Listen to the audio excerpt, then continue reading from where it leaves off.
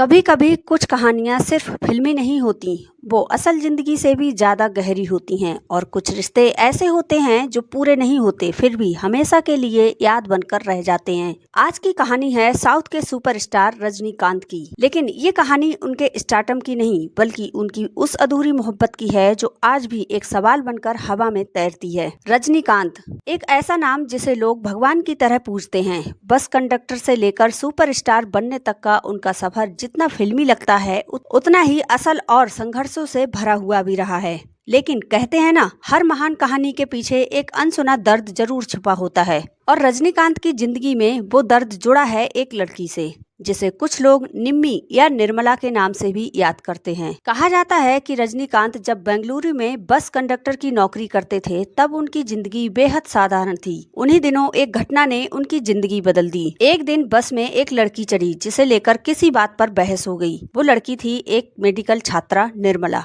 शुरुआत लड़ाई से हुई लेकिन धीरे धीरे वही लड़ाई एक दोस्ती में बदल गई और फिर दोस्ती कब दिल के करीब पहुंच गई किसी को पता ही नहीं चला। कहते हैं कि निर्मला ने रजनीकांत की एक्टिंग टैलेंट को सबसे पहले पहचाना था। एक दिन उन्होंने रजनीकांत को एक नाटक में परफॉर्म करते देखा और वहीं से उन्हें यकीन हो गया कि ये इंसान सिर्फ कंडक्टर नहीं रह सकता। उसने ही आगे बढ़कर उनके लिए मद्रास फिल्म इंस्टीट्यूट में आवेदन भेज दिया। जब रजनीकांत को कॉल लेटर मिला तो वो हैरान रह गए क्योंकि उन्होंने तो कभी अप्लाई ही नहीं किया था। जब सच सामने आया तो पता चला कि ये सब निर्मला ने किया था। निर्मला ने उनसे कहा था, तुम बहुत खास हो, मैं तुम्हें पोस्टर पर देखना चाहती हूँ, थिएटर के बाहर कटआउट के रूप में नहीं बल्कि पूरे भारत के स्टार के रूप में। लेकिन उस समय रजनीकांत के सामने एक डर भी था, पैसे की कमी, नौकरी छोड़ने का डर और अनिश्चित भविष्य। लेकिन कहीं ना कहीं उनके अंदर एक सपना भी था और वही सपना उन्हें चेन्नई ले गया जहां से उनकी असली यात्रा शुरू हुई। लेकिन कहते हैं ना, हर उड़ान के साथ कुछ रिश्ते पीछे छूट जाते हैं। रजनीकांत चेन्नई चले गए और धीरे धीरे निर्मला से संपर्क टूट गया। उन्होंने उसे ढूंढने की बहुत कोशिश की।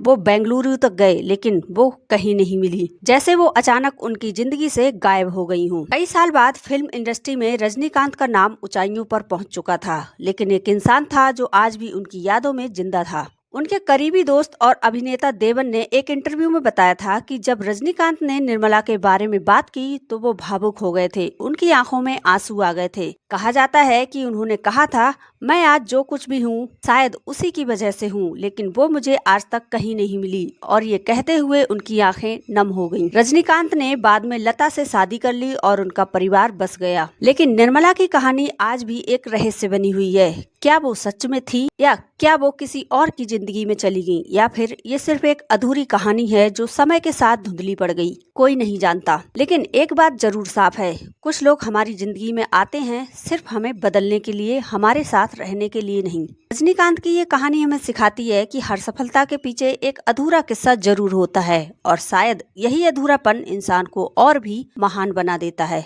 तो दोस्तों, आपको रजनीकांत की प्रेम कहानी कैसी लगी हमें कमेंट्स करके जरूर बताइएगा। और बॉलीवुड की ऐसी ही अनसुनी कहानियों के लिए हमारे चैनल को सब्सक्राइब करना ना भूलें।